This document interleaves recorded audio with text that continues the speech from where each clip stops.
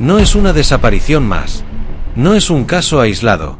Autoridades de Sinaloa buscan a la joven repostera y creadora de contenido, Carmiña Miroslava Castro Salazar. Es una señal de algo que ya está pasando y que casi nadie está viendo completo.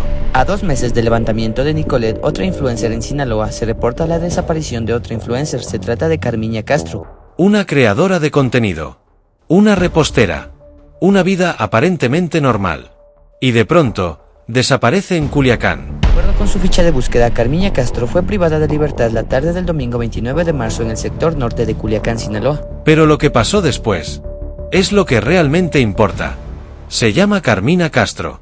Tiene 29 años. Creadora de contenido. Emprendedora. Conocida por su negocio Rosa Deli.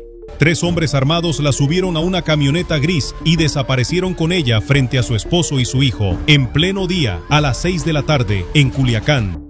El domingo 29 de marzo. Fue interceptada.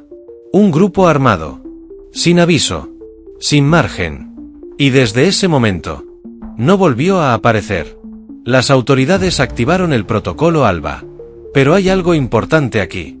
Porque este tipo de desapariciones no ocurren al azar. Porque esto no empieza con ella. En los últimos meses, los casos han aumentado. Oiga, le comentábamos del secuestro de la influencer Nicole Pardo en Culiacán. Autoridades de Sinaloa activaron un operativo de búsqueda y no descartan investigar los negocios de la joven. Personas sin relación directa con el crimen, que de pronto aparecen dentro del mapa. No como víctimas accidentales, sino como objetivos específicos. Y ahí es donde la historia cambia. Porque cuando alguien así desaparece, la pregunta no es solo quién se la llevó. La pregunta es, ¿por qué? No hay una versión oficial clara. Pero hay algo que empieza a repetirse en distintos casos. Intercepciones rápidas. Grupos organizados. Cero improvisación. Esto no parece un crimen impulsivo. Parece algo más estructurado. Porque cuando un grupo armado actúa así, ya tenía información previa. Ya sabía a quién buscar, dónde encontrarla y cuándo hacerlo. Eso no se improvisa. Y aquí es donde esto deja de ser solo una historia individual. Porque al mismo tiempo, hay operativos en Sinaloa. Hay enfrentamientos. Hay decomisos. Hay disputas internas. El territorio no está en calma. Está en reconfiguración. Y cuando eso pasa, los actores cambian. Las reglas cambian. Esto debería ponernos a pensar y debería ponernos a reflexionar un poco que realmente el tema de las desapariciones de mujeres no es un asunto menor, ni un asunto pasajero, ni un asunto que tiene que ver con cualquier otras cosas. Estamos hablando de una situación donde una chica, que en este caso es creadora de contenido y ciertamente por ello se ha hecho viral y popular toda esta conversación, por eso y otras cosas más que también han surgido a través de redes sociales, que ciertamente han surgido en redes sociales, pero que hoy toma mucha relevancia porque, o que nos ayuda mucho a tomar relevancia estos datos que te comento, casi 400 mujeres que fueron desaparecidas durante el año pasado. Y también cambian los objetivos. Porque en estos contextos, las desapariciones no siempre son aleatorias. A veces son mensajes. A veces son ajustes. A veces son errores. Y a veces son consecuencias de algo más grande. Y eso es lo peligroso. Porque ya no hablamos solo de criminales contra criminales. Hablamos de un entorno donde la línea empieza a borrarse. Esto conecta con algo que ya hemos visto antes. Operativos que no funcionan como deberían. Grupos que se anticipan. Estructuras que no desaparecen, se adaptan. Y en medio de todo eso, aparecen casos como este. Casos que parecen aislados, pero que en realidad son parte del mismo sistema. Porque la pregunta real no es solo qué pasó con Carmina. La pregunta es, ¿cuántos casos más hay que no están en los titulares? ¿Cuántos ocurren sin visibilidad? ¿Cuántos forman parte de algo más grande? Porque cuando un sistema se reorganiza, lo hace en silencio. Y lo que vemos es solo la superficie. Esto no es una historia cerrada. Es una historia en desarrollo.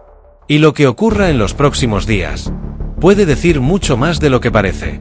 Porque si esto es parte de un patrón, entonces no va a ser el último caso. Va a ser uno más. Uno dentro de algo que sigue creciendo. Si llegaste hasta aquí, comenta. ¿Crees que esto es un caso aislado?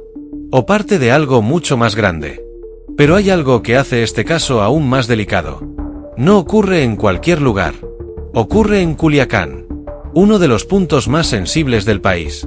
Uno de los territorios donde el control no siempre es visible, pero siempre está presente.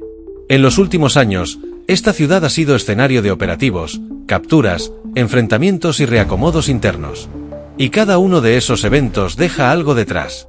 Información, tensiones y estructuras que no desaparecen. Se transforman.